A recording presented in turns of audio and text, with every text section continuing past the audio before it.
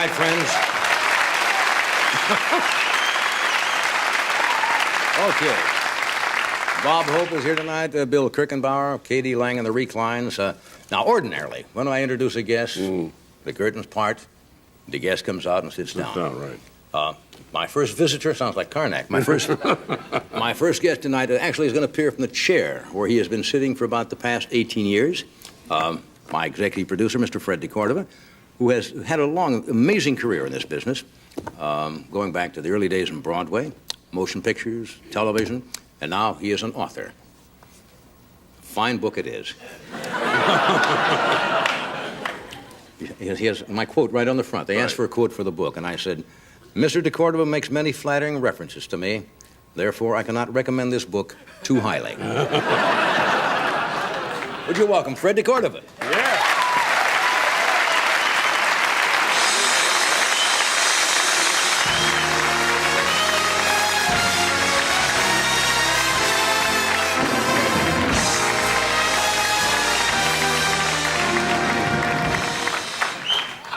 Well, this makes a man very nervous. Oh, come on. Yes, I have admired you from afar for so long. Now I'm sitting here between the two institutions of show business, and I am nervous, delighted, and ready. Now you know how this man keeps his job. Now, I should explain. We didn't think you couldn't make it around the curtain and this far. I didn't want you to feel that. We just thought it would be kind of interesting if you just That's not true. You took a vote. I should explain what an executive producer is. We have producer, we have Peter LaSalle, you have executive producer. I guess it would be similar to being a dance director at Forest Lawn. You don't do a lot, but you just hang around in case something comes up, and then I had to do that first joke. I thought you were going to wait a little while to be very rude. I want to get mine in early.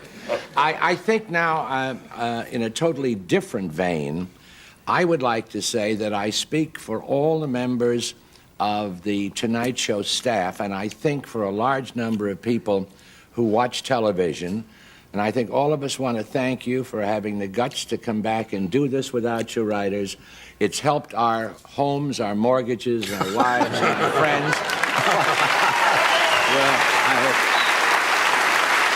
Nice of you to say that. That's nice of you to say. I really appreciate writers, and I'm a big supporter of writers, and I hope they get it all worked out and come back, and then we go So on. do we. You'll be a happier and nicer man. That's true. I do get a little testy, don't I, toward the end of the day? No, wait a minute. Testy, not you. A little on edge. Yeah. Sir. I haven't been there for 18 years by saying that on occasion you've been testy. I first met Fred, I think it was in the early 50s. At that time, you were doing the Jack Benny Show. That's right. And I know you adored him, as I did. He was practically my idol when I grew up. I stole or learned so much from Jack. And I remember appearing on his show being terribly, terribly nervous. And we did, I think I did 2 or 3 Jack shows. You did indeed. Of course, before that, you did Burns and Allen. That's right. You've done My Three Sons. A whole batch of shows, most of which Mr. Adams and Eve and December Bride and Bob Cummings, a whole batch of shows.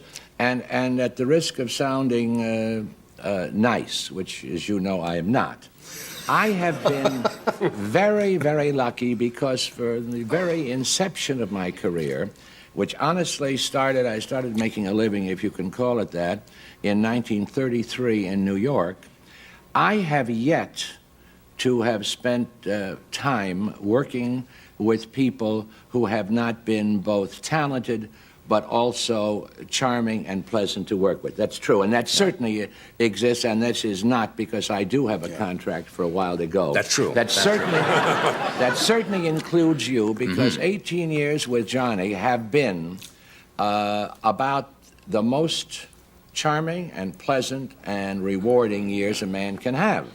And You know, I don't know why we don't do these author spots more often. But, Johnny, if you realize that I started with people born long before you, like Fanny Bryce and B. Lilly and Jimmy Durante. Now, some of the people know and who Bob Fanny Hope. Bryce is, yeah. Well, if they saw Funny Girl, they will, Yeah. because Streisand played that part. And then you moved to Hollywood and you did pictures with Flynn, Errol Flynn, in case they don't know who he is. And Did you hang out with guys I like spent Flynn? some evenings with Flynn. I spent some days on the set shaking him so that he would be able to come out of the dressing room and walk onto the stage. Yeah. He was fun to work with. He was not, as I've heard, homosexual, to the best of my knowledge. And he was not a Hitler fan, although Jack Warner might have trained him to be that. There are, and then the Audie Murphys and the Deanna Durbins and the Sonia Henneys, and a man of whom you have often portrayed out here. I did make that picture. We made some jokes about that on the air. This gentleman directed not only in 51, was it? It's a long time ago, Yeah. Johnny, I know. Bedtime for Bonzo. And Bonzo goes to college. Well, Now, I is, did- is Bonzo really dead? Now, you... Well, he and I have a relationship which prohibits me from saying where he is at the moment. There is a big groundswell of doing one more picture with him and Ronnie right after the next election. Yeah. Okay. You're done. I should point out that Fred was booked on this show after the book came out. He was going to make his first appearance right. to talk about the book. Well, the strike came along. In the meantime, Yes. I've seen you on a couple of shows.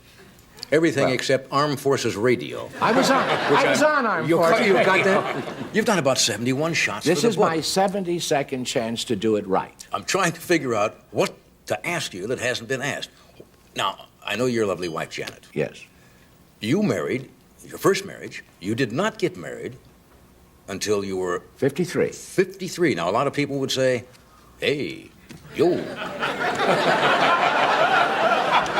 Why not? I mean, Well, you wouldn't understand. you said there was nothing between you and Errol. Okay.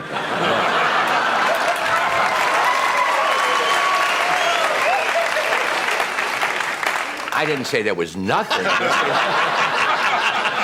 Yeah, nobody's perfect. No, but you know, most guys are married, they're 25 and so forth. But There 53. was some yo talk, but Yo. I honestly had, at the risk of sounding a cad, I had some very rewarding afternoons and evenings prior to my marriage. There were the dates with some of the nicest people, Miss Garland, Miss Crawford, Miss Wyman. Well, the list was rather long and rather pleasant. Yeah, but didn't you get tired by around 50 and say, hey, you know? I got tired when I was 52 and a half. Haven't you been married for now? It seems like just a few minutes, but it has been 24 and a half years, and I say that to you looking right in your eye.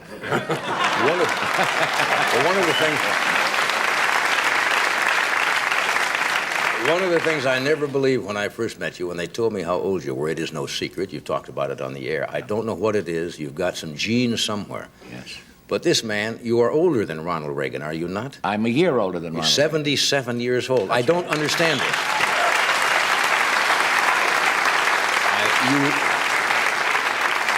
You don't go to the gym and work out. I should say not. Of course not. You have been known to have a few glasses of vodka at the end of the evening. You smoke like a chimney. What the hell is going on? I don't understand this. I believe those are the reasons. You must drink.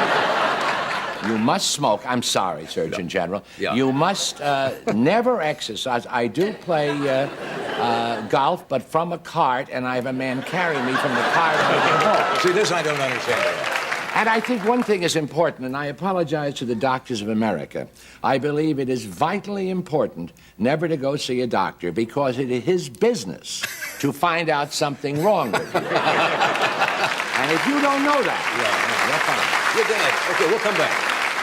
As we say, we'll take a break and come back and talk some more. You're doing a fine job. Commercial, please. Commercial, please. Yeah, that's right. Go.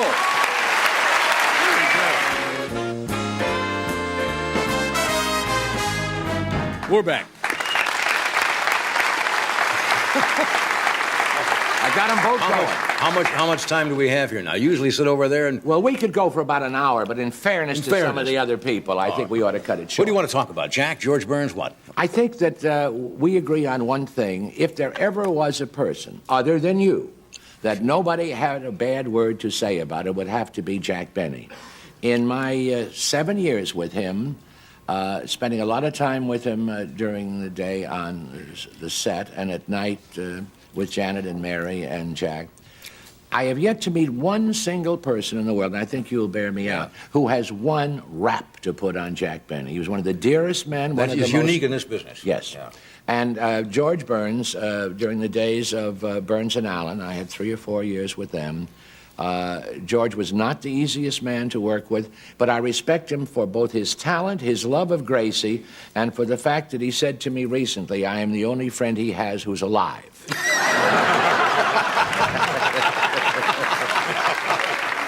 Johnny, I see by the clock on the wall the old clock that as much fun as we're having, it's time to bring out an older man. So as soon as I leave, you should go to a commercial and then bring out somebody else. Hey, this has been fun. This has been really fun, you know. Bless you. I thought the book is really very entertaining. There are a lot of great anecdotes. I haven't got time for this. Sorry. Tells you a little bit about the show. Thank you, Fred. Oh, cutting him off. That's it. He's gone. Hey, he's out of here. Yo, we'll be right back with Bob Hope.